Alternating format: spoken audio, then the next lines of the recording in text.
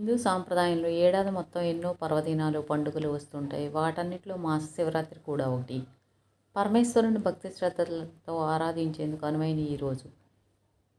ఏడాదికి 12 నెలలు ఉంటే ప్రతి నెలకు 2 ఏకాదశి తిథులు వస్తాయి. విష్ణు భక్తులు ఏకాదశి నాడు ఉపవాసం ఉండి మర్నాడు పూజిస్తారు. అదేవిధంగా శివభక్తులు పరమేశ్వరుని ఆరాధించే పవిత్రమైన రోజే మాస శివరాత్రి. తెలుగు పంచాంగం ప్రకారం ప్రతి నెల అమావాస్యకు ముందు వచ్చే బహుళ చతుర్దశి తిథిని మాస శివరాత్రిగా పిలుస్తారు. అంటే ఏడాదికి 12 మాస శివరాత్రి తిథులు వస్తే మాఘమాసంలో వచ్చేదాన్ని మాత్రం మహాశివరాత్రిగా జరుపుతాం. శివపురాణం ప్రకారం ఈ తిథి నాడే పరమేశ్వరుడు జగన్మాతను వివాహమాడాడటే. అలాగే ఆ తిథి నాడే శివుడు అవతరించాడనే కథ ప్రాచుర్యంలో ఉంది. అందుకే ఇది అంతటి విశిష్టతను సంతరించుకుంది. పరమేశ్వరుడికి ఎంతో ఇష్టమైన ఈ రోజున ఉపవాసం ఉండి శివుడిని ప్రదోష వేళ పూజించడం తెలిసింది.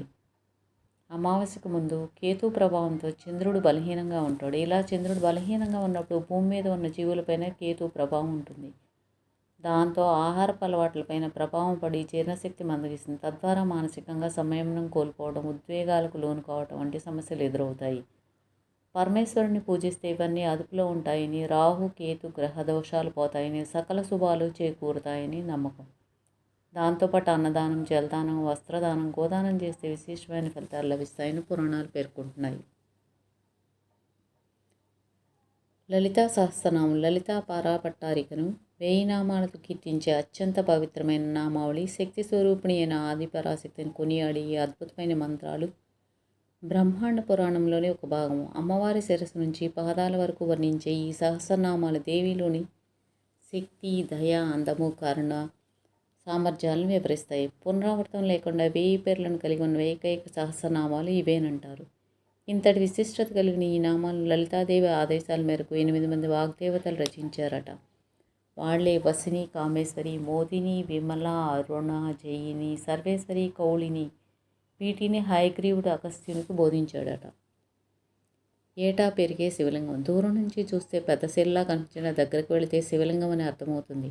ఆరు బయట పచ్చని ప్రకృతి మధ్య స్వయంభూవుగా కొలువు తీరిన శివలింగానికి కొన్ని వందల సంవత్సరాల చరిత్ర ఉంది. దేశవ్యాప్తంగా ఎంతోమంది భక్తులు దర్శించుకునే ఈ లింగం ఏటా పెరుగుతుంది. ఈ వింతను చూసేందుకు భక్తులు తరచూ ఈ ఆలయానికి వచ్చేందుకు ఆసక్తి చూపిస్తారట. మూతేశ్వరనాథ్ మహాదేవ ఆలయంగా పిలిచి ఈ మందిరం ఛత్తీస్గఢ్లోని గరియాబంద్ జిల్లాలో కనిపిస్తుంది. ప్రపంచంలోని అతిపెద్ద శివలింగాల్లో ఒకటిగాను గుర్తింపు పొందిన ఈ స్వయంభూలింగం ఒకప్పుడు చాలా చిన్నగా ఉండేదని, ప్రస్తుతం 20 అడుగులకు పైగా ఎత్తుగా చేరిందని చెబుతారు స్థానికులు. కొన్ని వందల సంవత్సరాల క్రితం ఈ ప్రాంతంలోని ఓ అడవిలో చిన్న శిల రూపంలో స్థానిక జమీందారు కనిపించిందట. ఆ విషయాన్ని ఆయన గ్రామస్తులకు చెప్పడంతో అంతా కలిసి ఇక్కడ పూజలు చేశారని, క్రమంగా పరిమాణం పెరుగుతుండటంతో అలాగే ఆరుబయట వదిలేశారని అంటారు. ఇక్కడికి వచ్చే భక్తులు పక్కన ఉన్న మందిరాన్ని దర్శించుకోవచ్చు. శ్రావణ మాసంలో శివరాత్రి సమయంలో శివభక్తులు ఎక్కువగా దర్శించుకునే ఈ లింగానికి అర్ధనారీశ్వర లింగం అని పేరు ఉంది.